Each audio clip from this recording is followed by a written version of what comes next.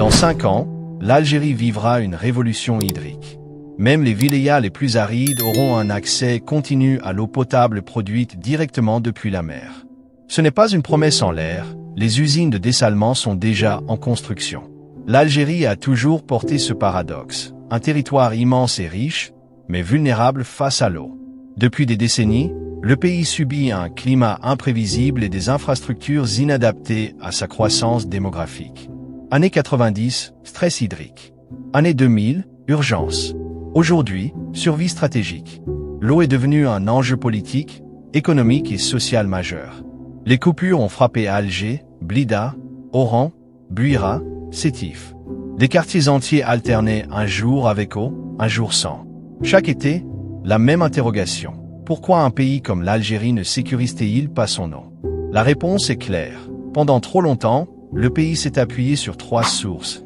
Barrages, nappes phréatiques, pluie, incapable de suivre les besoins de 45 millions d'habitants. Les barrages se vident rapidement, la pluviométrie chute depuis 20 ans, les nappes s'épuisent. Même lait, autrefois privilégié, connaît désormais les mêmes difficultés.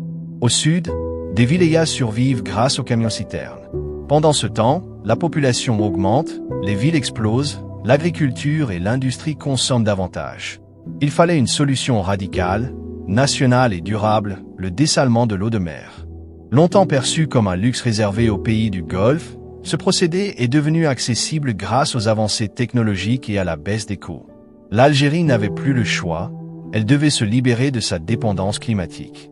La population augmente, les villes explosent, l'agriculture et l'industrie consomment toujours plus.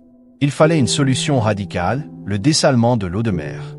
Longtemps perçu comme un luxe du Golfe, ce procédé est devenu accessible. L'Algérie devait se libérer de sa dépendance climatique.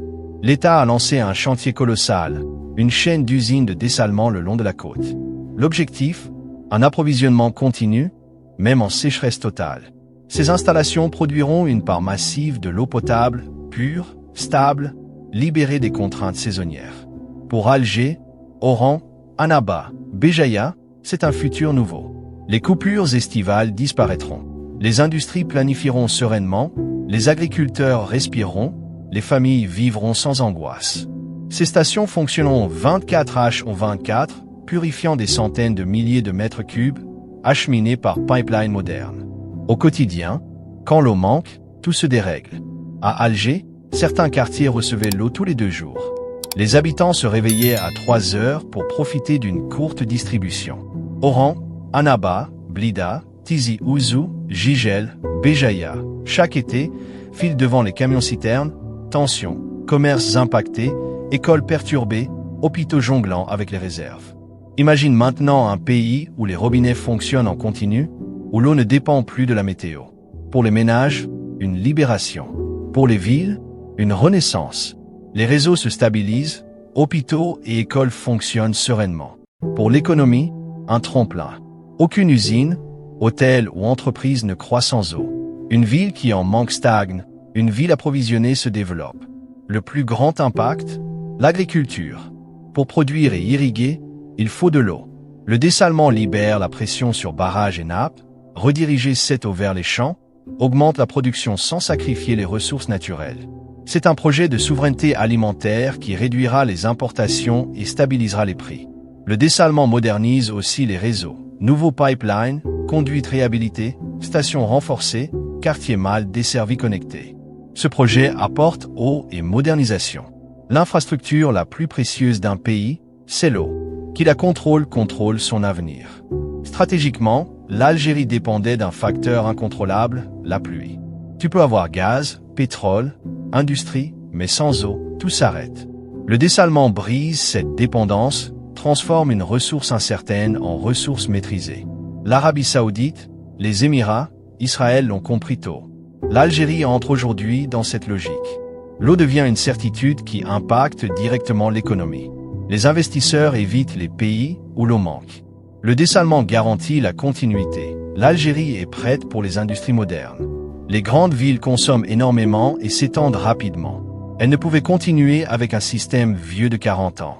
Le dessalement réhabilite les réseaux, rééquilibre les quartiers sous-alimentés, reconnecte les banlieues. Le changement le plus structurant touche l'agriculture. Pendant des années, les barrages alimentaient les villes en priorité. Les agriculteurs passaient après. Irrigation limitée, surface plafonnée, nappes effondrées, sécheresse dévastatrice. Avec le dessalement, le schéma bascule. L'eau potable vient de la mer, libérant l'eau douce pour les champs.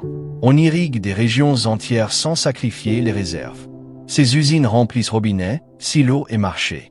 Elles sécurisent récoltes, stabilisent prix, diminuent importation. Qui contrôle son alimentation et sa stabilité. Le dessalement crée aussi des emplois. Ingénieurs, techniciens, conducteurs, spécialistes, équipes de maintenance, entreprises locales. Chaque usine est un écosystème économique où les jeunes se forment et les travailleurs se stabilisent. Dans 10 ans, on dira, c'est là que le pays a changé. Pas avec un port ou une route, mais quand l'Algérie a sécurisé son eau. Un pays survit sans pétrole ou gaz, mais pas sans eau. Aujourd'hui, l'Algérie ne laisse plus cette ressource au hasard, elle la fabrique. Elle contrôle son eau et sécurise son avenir. Un tournant historique.